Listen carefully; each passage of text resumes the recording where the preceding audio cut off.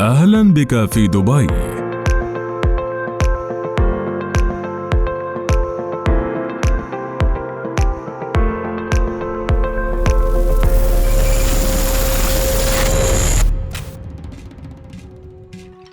أهلا بك في دبي. لكن قبل أكثر من نصف قرن، ما بين أهلا الأولى والثانية، سر دبي زمن وعجزت أن تسوءها أزمان. فأنت تقف الآن على أرض أحلام اليوم ذاتها، وإن نزعت عنها رمال الصحراء هي نفسها أرض دبي، بتاريخها البدوي الطويل وجاذبيتها التي تستقطب كل البشر من جميع أنحاء العالم، بعد أن نمت من مركز تجاري صغير إلى واحدة من أكثر المدن شهرة على ظهر الأرض. ناطحات سحاب شاهقة يتسيدها برج خليفة، أطول برج في العالم، ومشاريع أدهشت البشر مثل نخلة جميرة، أشهر جزيرة من صنع الإنسان. كل هذا غيض من فيض مدينة ما زالت تعمد إلى تحقيق المستحيل. لم يكن النفط وحده بيضة القبان بهذه القفزة، فجوهر كيفية خروج دبي من الصحراء لتصبح قوة اقتصادية عالمية يتطلب نظرة أبعد من أن المباني الشاهقة والشواطئ الرملية كانت نتاج صحراء تسعل غازاً وتتجشأ نفطاً، بل بالنظر إلى أن تاريخ دبي الحديث بدأ حقيقة بالداو، أي السفينة الخشبية المتواضعة. إليك حكاية دبي ضاربة القدم في التاريخ. نظرة على التاريخ. قبل الميلاد بآلاف الأعوام، كانت أرض دبي الحالية مستنقعاً كبيراً لشجر القرم، وبحلول سنة 3000 قبل الميلاد جف المستنقع وأصبح صالحاً للسكن، ما حدا برعاة الماشية في العصر البرونزي الاستقرار بالمنطقة وتأسيس ما عرف بالحضارة المينوية، حيث تمت زراعة أشجار النخيل في تربة شهدت حينها أول استعمال للزراعة، واستمر اعتماد سكان هذه المنطقة على الزراعة حتى القرن الخامس الميلادي، عندما برزت العقلية التجارية لتتحول جميرة المشهورة حالياً بمطاعمها المترفة إلى محطة توقف للقوافل المارة على طول المسلك التجاري الذي يربط عمان بالعراق حالياً.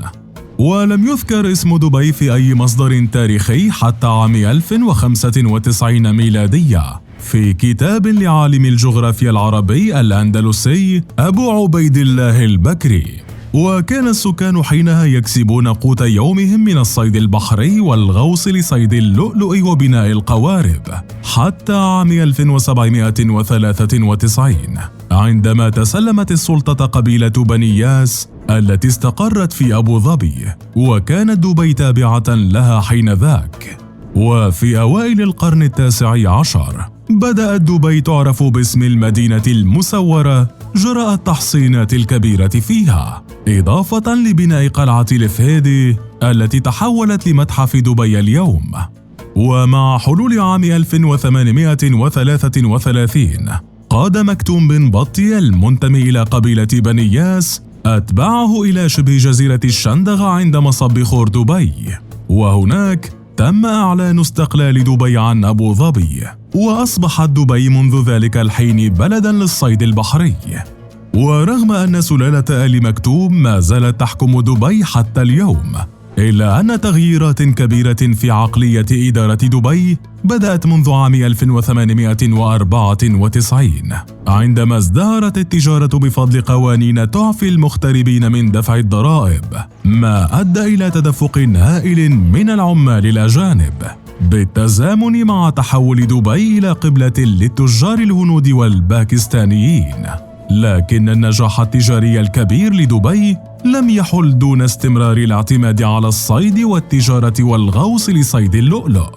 ومع اختراع اللآلئ الصناعية في اليابان في خمسينيات القرن العشرين، دخلت دبي أزمة مالية، لكنها لم تستمر طويلاً جراء اكتشاف النفط فيما بعد.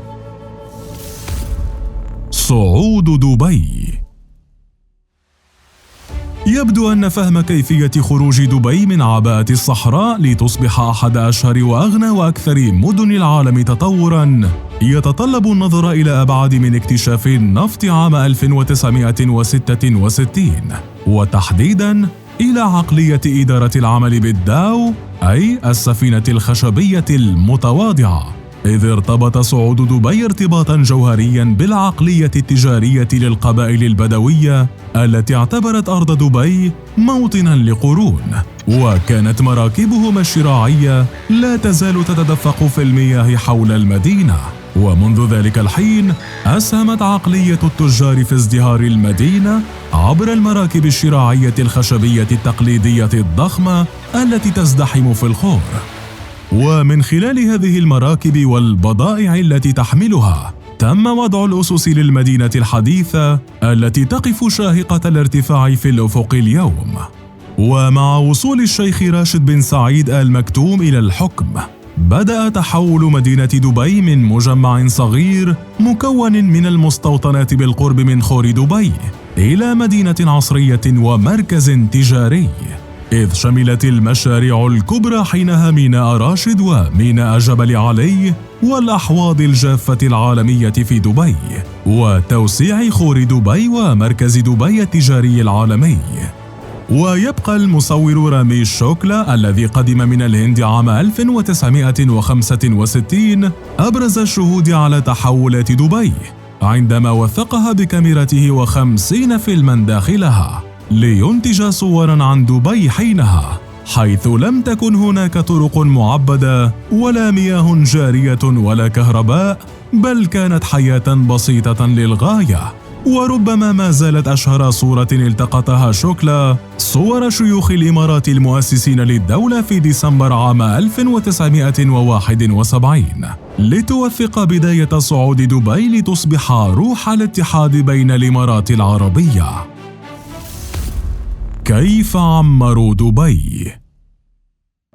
مع ازدياد الاكتشافات النفطية، أصبحت فرصة دبي مهيئة لتحويل ما كان لعدة قرون ركناً هادئاً من العالم العربي بعدد سكان يبلغ 86 ألف نسمة فقط إلى مدينة لا ينافسها في العمران دولة على امتداد الكوكب ويقطنها نحو 3 ملايين نسمة، إذ باتت دبي خلال نصف القرن المنصرم مركزاً عالمياً للأعمال والتجارة وأسرع المدن الصحراوية توجهاً نحو التطور والنمو الحضاري، فانتقلت من مدينة تغطيها الرمال لمدينة تملأها الحياة والتقدم.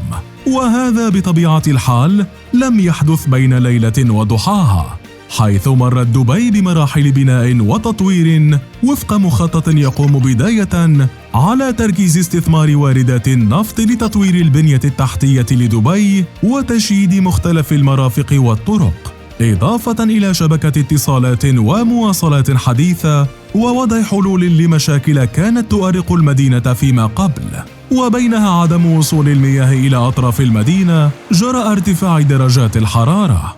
وقبل البدء بإنشاء المباني من قلب صحراء دبي، درس الخبراء جغرافية وجيولوجيا أرض المنطقة إلى أن وجدوا أنها لم تكن جافة وصحراوية في السابق، بل تم العثور على عدة أدلة تثبت وجود مياه قديما تسربت في جوف الأرض وبقيت في مكانها. ومع اكتشاف المياه الجوفية بدأ تطور البناء في دبي وازدهار النمو السكاني والاقتصادي، ما أدى إلى ضرورة البحث عن مصدر مائي آخر ليتم إنشاء تمديدات مياه إضافية ومشاريع تحلية لمياه البحر. وبعد إنجاز بنية تحتية مواتية لبناء المدينة المخطط لها، بدأت سلطات دبي تنتهج أسلوب ناطحات سحاب بالعمارة لتواجه المدينة تحدياً جديداً عند بناء الأبراج وناطحات السحاب، هي الأرض الرملية الناعمة القابلة للهبوط، في وقت تتطلب المباني المرتفعة أساسات متينة وأرضاً صخرية قوية للتشييد عليها، ما حدا بالمهندسين وخبراء الجيولوجيا دراسة أصل الصخور الموجودة على جبال الحجر في المنطقة الشرقية في الإمارات، وهو ما بات السبب الرئيسي في وجود أساسيات أرض دبي. إذ تم تثبيت عدد إضافي من الأعمدة الفولاذية في قاع الأرض بدبي، إضافة إلى كمية كبيرة من الخرسانة، مع تحديد أوقات عمليات التشييد والبناء في ساعات الليل لتفادي الحر الشديد والاستفادة من انخفاض درجات الحرارة ليلاً. وخلال نصف قرن من الزمن بلغ تطور دبي أبعاداً لا تصدقها عين، حيث ساعدت التقنيات الحديثة التي تم استخدامها في إيجاد حلول مثالية لتشييد ما نراه اليوم من الأبنية الحديثة في دبي وناطحات السحاب التي حطمت الأرقام القياسية على مستوى العالم، على رأسها برج خليفة الذي يبلغ ارتفاعه 828 متراً، وهو أطول مبنى في العالم منذ اكتماله في عام 2008، وينافس الآن الأبراج في نيويورك وسنغافورة من حيث الطموح والحجم. مدينة العجائب والأرقام القياسية. رغم القفزات الهائلة التي حققتها دبي، إلا أن طموحها يبدو أكثر بكثير، وهذا ما يبدو جلياً باعتماد حاكم دبي الشيخ محمد بن راشد آل مكتوم الموازنة العامة لحكومة دبي للأعوام 2022-2024 بإجمالي نفقات قدرها 181 مليار درهم، مع وجود أولوية واحدة لإنفاق هذه المليارات، وهي سعادة المواطنين في دبي التي باتت تستقبل نحو 20 مليون زائر سنوياً، ليس فقط جراء فرص العمل الوفيرة والتطور الاقتصادي الكبير، بل لوجود وجهات دبي الترفيهية والاستثنائية مثل حلبة دبي للتزلج ودبي أوبرا ودبي أكواريوم وعالم AMG ومدينة أكوافنتشر المائية وغيرها الكثير. كما أن دبي باتت مغرمة بتحطيم الأرقام القياسية العالمية، خاصة وأن دولة الإمارات تتميز بنحو 423 رقماً قياسياً. لدبي حصة 60% من أرقام موسوعة جينيس، وبينها أعلى برج لولبي في العالم، حيث بني برج كيان أو كما كان يعرف سابقاً باسم برج أنفينيتي في عام 2013، وهو ناطحة سحاب بطول 307 أمتار يلتف حول نفسه بزاوية 90 درجة. يطل البرج بشكل مدهش على دبي مارينا، ويتميز بتصاميمه الخارجية والداخلية الفاخرة ومرافقه الفخمة. شرطة دبي هي أيضاً كانت الأولى من حيث تحطيم الأرقام القياسية العالمية من جينيس لاقتنائها أسرع سيارة مخصصة لخدمة الشرطة في العالم، وهي من نوع بوغاتي فايرون، إضافة إلى 13 سيارة فائقة السرعة يتجول بها رجال الشرطة في كافة أرجاء الإمارة، وتشمل سيارة أستون مارتن والتي لم يصنع منها سوى 77 سيارة، وسيارة بنتلي كونتيننتال GT، وثلاث سيارات بورش باناميرا، وسيارتي BMW من طراز i8. وخلال اليوم الوطني في دولة الإمارات، نجحت دبي بخطف رقم قياسي لأكبر علم يرفرف خلال قفزة حرة، حيث نفذ فريق من 5 أشخاص مدربين قفزة حرة حاملين علم دولة الإمارات بمساحة بلغت 144.28 متراً مربعاً. وتحمل دبي أيضاً لقب أطول سلسلة ذهب في العالم، عندما قامت بتشكيل سلسلة ذهب بطول 5.52 كيلومتراً وتزن 240 كيلوغراماً. كما تشمل أرقام دبي القياسية أطول مجسم للشوكولاتة، أكبر إطار صورة، أغلى غطاء رأس، أكبر متاهة عمودية، أطول لوحة فنية في العالم، أكبر كوب من الشاي، أكبر بوفيه حلويات في العالم، أكبر وأطول واجهة مبنى مضاءة، أغلى زجاجة عطر مرصعة بالألماس، وأكبر سجادة زهور طبيعية، وغيرها الكثير. وامتدادا لمناطق النهضة التجارية في دبي، حازت المدينة رقماً عالمياً جديداً بأكبر مركب شراعي بعد أن بلغ طوله 91.47 متراً، إضافة إلى حوض ديب دايف دبي الذي يحتوي على مدينة غارقة. ومن الأشياء الجنونية في دبي أنها الوحيدة في العالم التي يمكن فيها شراء سبائك الذهب مباشرة من ماكينة تشبه ماكينة البيبسي. وبعيداً عن الترف على الأرض، تخطو دبي بقفزات ثابتة نحو الفضاء الخارجي. ففي عام 2020 أطلقت مسبار الأمل نحو مدار كوكب المريخ، بعد أن تم تصميم المسبار وتطويره في مركز محمد بن راشد للفضاء.